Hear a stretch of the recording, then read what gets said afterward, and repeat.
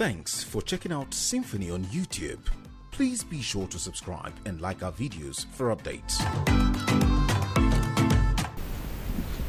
The court, in its wisdom, found out that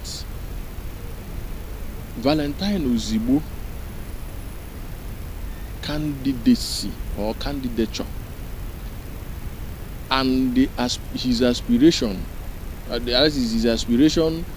in the primaries was not in accordance with the law. That is what the court said. That is not in accordance with the law. That prior to the election, that there was a pending order of court which directed the way the primaries were going to be conducted. That they flouted that order or judgment of court to that effect, and that Ugochukwu Uba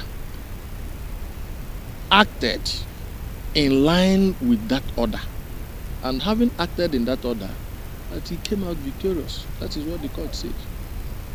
After various findings of fact, and came to the conclusion that the Ugochukwu Uba, do I call it group or faction, moved along with the content, the intendment of the order of the Honorable Court already made to that effect.